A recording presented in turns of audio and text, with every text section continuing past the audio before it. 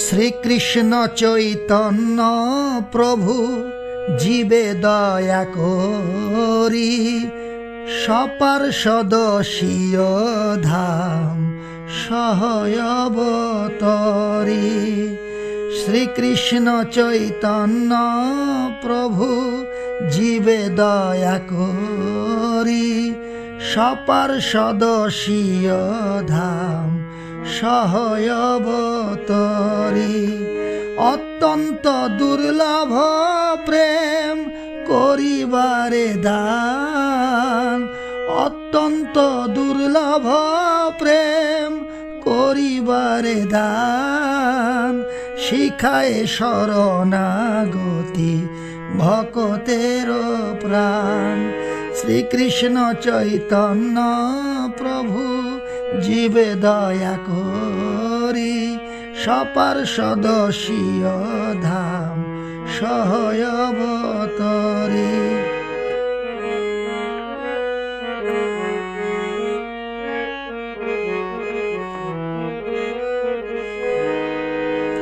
দৈনয়াত্মনিবেদন গোপ্তৃত্বে বরণ অবশ্য রখিবে কৃষ্ণ বিশ্বাস পালন। ভক্তি অনুকূল মাত্র কার্যের শিকার, ভক্তি প্রতিকূল ভাব বর্জনাঙ্গীকার। দৈনয়াত্মনিবেদন গোপ্তৃত্বে বরণ অবশ্য রখিবে কৃষ্ণ বিশ্বাস পালন। ভক্তি অনুকূল মাত্র কার্যের শিকার, ভক্তি প্রতিকূল ভাব বর্জনাঙ্গীকার। সরঙ্গ শরণাগতি হইবে যাহার, তাহার প্রার্থনা শুনে শ্রীনন্দ কুমার। রূপ সনাতন পদে দন্তে তৃণ করি ভকতি বিনোদ পড়ে দুহ পদ ধরি। কাঁদিয়া কাঁদিয়া বলে আমি তয় অধম, শিখায় শরণাগতি কর হে উত্তম। শ্রীকৃষ্ণ চৈতন্য প্রভু জীবে দয়া করি সপার্ষদ স্বীয় ধাম সহয়বতরি। অত্যন্ত দুর্লভ প্রেম করিবারে দান, শিখায় শরণাগতি ভকতের প্রাণ। এখানে ভক্তি বিনোদ ঠাকুরজি বলছেন যে শ্রীকৃষ্ণ চৈতন্য প্রভু গৌরাঙ্গ মহাপ্রভু জীবে দয়া করে সপার্ষদে মানে তার পার্ষদ তার সাঙ্গপাঙ্গ সম সবাইকে নিয়ে নিত্যানন্দ অদ্বৈতাচার্য হরিদাস ঠাকুর গদাধর সবাইকে নিয়ে প্রভু গোলক বৃন্দাবন থেকে এই ধরাধামে অবতীর্ণ হয়েছেন। কিসের জন্যে? অত্যন্ত দুর্লভ প্রেম বিলোবার জন্যে। কৃষ্ণ প্রেম যেটা অত্যন্ত দুর্লভ, সেই দুর্লভ কৃষ্ণ প্রেম কৃষ্ণ ভক্তি বিলাবার জন্যে প্রভু এসেছেন। এবং কি শিখিয়েছেন?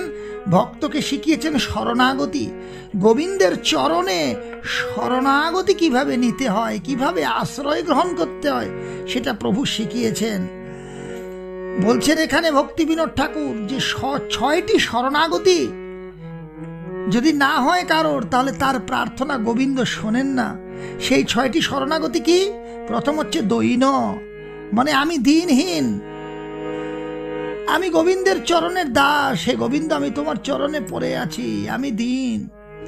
আত্মনিবেদন, তারপরে আত্মনিবেদন হচ্ছে ভগবানের চরণে নিজেকে সঁপে দেওয়া, সমর্পণ করা, যে আমার সুখ দুঃখ ভালো মন্দ প্রভু সব তুমি জানো, তুমি আমাকে যেভাবে রাখবে আমি সেভাবেই খুশি থাকবো। তারপরে হচ্ছে গোপ্তৃত্বে বরণ, নিজেকে গোপ ভাবা, ভগবানের গোপ ভাবা, যে ভগবানই রক্ষক, তিনিই পালন কর্তা। যেরকম বৃন্দাবনে গোপ গোপীরা ভগবানের চরণে নিজেকে সঁপে দিয়েছিল, ভগবান তাদেরকে সব কিছু থেকে রক্ষা করেছেন। সমস্ত বিপদ আপদ থেকে ভগবান তাদেরকে রক্ষা করতেন। সেই নিজেকে গোপী ভাবা আর কি অবশ্য রক্ষিবে কৃষ্ণ, এই বিশ্বাস যে গোবিন্দ আমাকে রক্ষা করবেন। আর ভক্তি অনুকূল মাত্র কার্যেরও শিকার, যে সমস্ত কাজ তোমাকে ভক্তির দিকে নিয়ে যায়, ভগবানের ভক্তি বাড়িয়ে দেয়, ভগবানের ভক্তির সহায়ক সেই সমস্ত কাজ করা। কি কাজ? ভগবানের নাম করা, ভগবানের কথা শোনা, ভগবানের ভক্ত সঙ্গ করা, ভগবানের ধাম দর্শন করা, ভগবানের চিন্তন করা, এগুলো হচ্ছে ভক্তি অনুকূল কাজ। আর ভক্তি প্রতিকূল ভাব বর্জন অঙ্গীকার। ভক্তির প্রতিকূল যে ভাব তোমাকে ভক্তির থেকে সরিয়ে দেয়, ভগবানের থেকে সরিয়ে দেয়, অহংকার, আমি তো সব কিছু করছি, আমি সব, এই যে ভাব, এই ভাব হচ্ছে ভক্তির প্রতিকূল ভাব। এই অহং ভাব ত্যাগ করে নিজেকে গোবিন্দের চরণে শরণাগতি দেওয়া, গোবিন্দের চরণে নিজেকে সঁপে দেওয়া, এই 6টি শরণাগতি যার হয়, তাহারও প্রার্থনা শুনে নন্দেরও কুমার। গোবিন্দ তার প্রার্থনা শোনেন। বলছেন ভক্তিবিনোদ ঠাকুর যে রূপ সনাতন পদে দন্তে তৃণ করি। রূপ সনাতন, রূপ গোস্বামী এবং সনাতন গোস্বামীর চরণে তিনি দন্তে তৃণ নিয়ে তিনি পড়ে আছেন, তাদের চরণে তাদের দাস হয়ে, এবং কেঁদে কেঁদে বলছেন যে আমি তো অধম। ভক্ত সবসময় নিজেকে অধম ভাববে, এই অধম ভাবতে ভাবতেই সে উত্তম হয়ে যাবে। গোবিন্দের চরণে পড়ে থাকবে, দীনহীন অধম ভাববে নিজেকে। বলছেন ভক্তিবিনোদ ঠাকুর যে কাঁদিয়া কাঁদিয়া বলে আমি তো অধম। ভক্তিবিনোদ ঠাকুর বলছেন আমি কেঁদে কেঁদে বলছি গোবিন্দের চরণে আমি তো অধম। গুরুদের চরণে, আচার্যদের চরণে কেঁদে কেঁদে বলছেন, বৈষ্ণব ঠাকুরদের চরণে কেঁদে কেঁদে বলছেন যে আমি তো অধম, তোমরা আমাকে শিখিয়ে, শরণাগতি শিখিয়ে উত্তম করো, আমি যেন গোবিন্দের সেবা করতে পারি, সেই সেবা অধিকার আমাকে প্রদান করো, আমাকে উত্তম করো। ভক্তিবিনোদ ঠাকুরের এই ভজনটি অতীব সুন্দর, ভক্তি বৃদ্ধিকারী, ভক্তির সহায়ক।